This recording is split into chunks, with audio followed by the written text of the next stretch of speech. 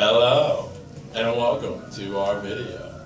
Today we will be talking about a very, very important topic in the sports medicine world.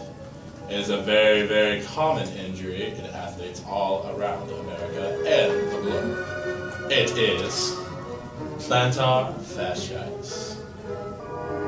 Now, throughout this video, you will be listening to many experts in this line of injury. And the first person we are going to welcome here is Mrs. Dr. Schultz. Now, Dr. Schultz, is it true that plantar fasciitis has nothing to do with plants?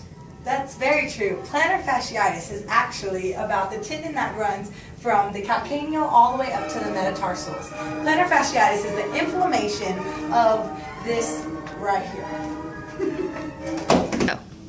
Very, very interesting stuff, Dr. Schultz. Now, please do tell the lovely audience what actually causes this dreadful, dreadful injury. All right, that's a great question. The thing that actually causes this injury is going to be excessive pronation. We have an example right here to my left.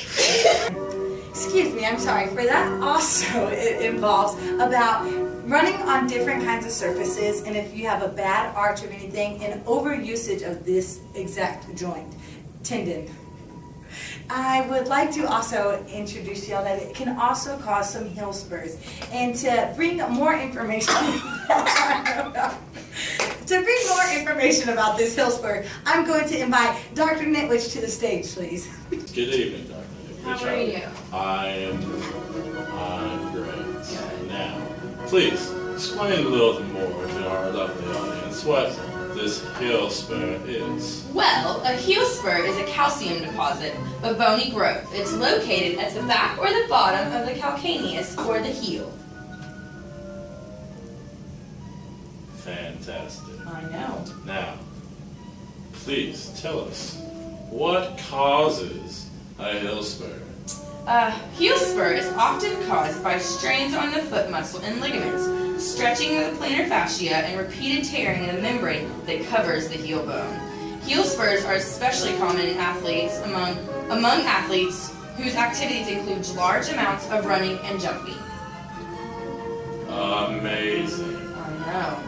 Now, how do I know I don't have a heel spur? Well, your symptoms, you typically don't have any symptoms, but heel spurs can be associated with the intermittent or chronic pain of inflammation developed at the point of a spur formation.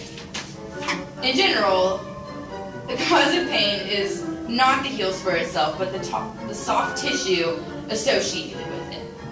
Oh, dear. That sounds very, very dreadful. Anything else you'd like to tell us about heel spurs? Heel spurs rarely require treatment unless they are causing frequent pain or damage to other tissues. Because heel spurs and plantar fascia are so closely related, they are usually treated in the same way. It involves rest. Rest. What else? Heel spurs on the back of the heel are frequently associated with inflammation of the Achilles tendon, and heel spurs on the undersole of the plantar side are associated with plantar fasciitis. Which, to talk about plantar fasciitis, is Dr. Mayci. How are you today, Mayci? Doing all right. How are you? I'm fantastic. Awesome. That's lovely. Alright, ready? Now, Dr. Mayci, I do understand that you are a specialist in the symptoms and treatments of plantar fasciitis. I am. Now, would you like to explain to our audience a little more about that? Sure. The symptoms of plantar fasciitis is pain and stiffness in the bottom of the heel. Pain can either be sharp, dull, burning, aching, and it extends from the outside of the heel to the toes. It's worse in the morning after sitting, laying down for a while. Climbing stairs can be pretty hard to do, and you don't really feel it during your activity. You feel it mainly afterwards. Very, very interesting. Now, is there anything else you would like to continue with that?